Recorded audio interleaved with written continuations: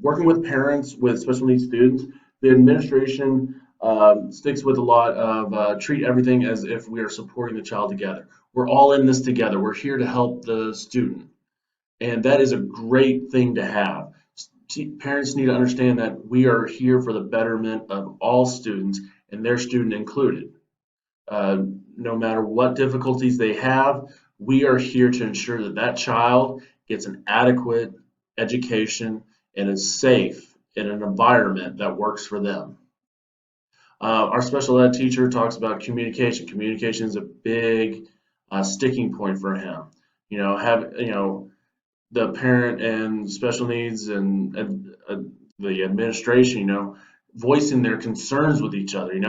What are some things that that parent is noticing at home should be communicated with the special needs teacher administration here in the building. Understanding that showing up to IEP meetings is important, or when to schedule them. We have some issues with parents not able to make their child's IEP meeting, but their input is very important for them to be in there and to contribute because they see things that we as administration, teachers, or you know, school psychologists that we can't see on a daily basis because we don't see them at home. We don't see them on the weekends. So they can give us some information that's going to better help us plan out what is going to be successful for them. And just being there for their child, you know, that communication still is very important. Being there for their child, being an advocate is very important, because in the end, it's what the parent sees and what the parent has tried, that we're going to want to try as well, because we need to do all that we can to help that student.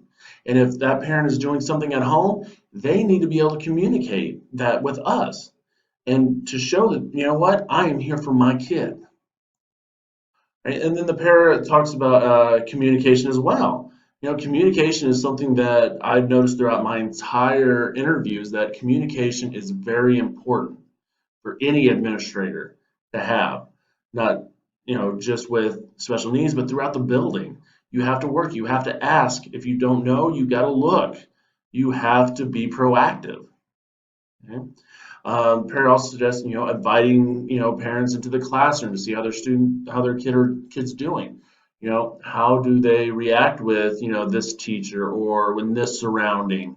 Maybe they might see something like, oh, I know how to help them right here.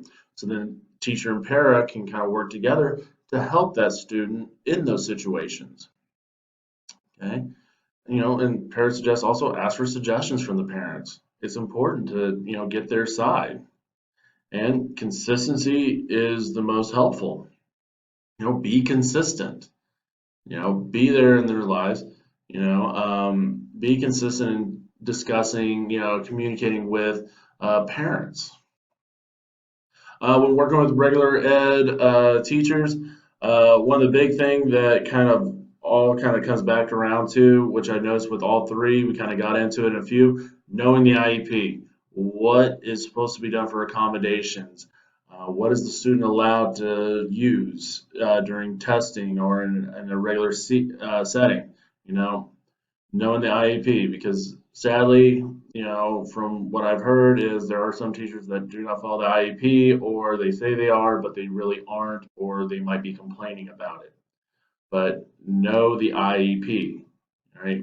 Both administration, teachers, they all must know, and to follow the law. The law is important. We can't just, if we don't like it, we can't just say, no, we're not going to do it, And one of the big things amongst all three that I interviewed, communication again. You gotta love that communication. I'm guessing it's really important. So I'm going to stick with communication. Our special ed teacher suggested building the strong relationship between teachers and administration and special ed department. So you're able to work together to better help students who are special needs, or even gifted. I've been lucky the past few years, I built up a strong relationship with a lot of our special ed teachers so I can help a lot of my students because I get a lot of the students who do have an IEP that do have difficulties. And I've been really lucky that I can sit with them and discuss a student and figure out ways in which I can help them. Another thing that he suggests was that, modifications, following the modifications, very important, just like going back with the IEP, got to follow it. Okay. Um, the question we need to ask ourselves, and I like this quote, things that we need to ask ourselves, how can we get this student on fair footing? We have to ask that question of ourselves as administration, as teachers, as paras. We have to ask that question of how are we going to help this student get on fair footing? How are we supposed to get on level ground for them? What do we need to do?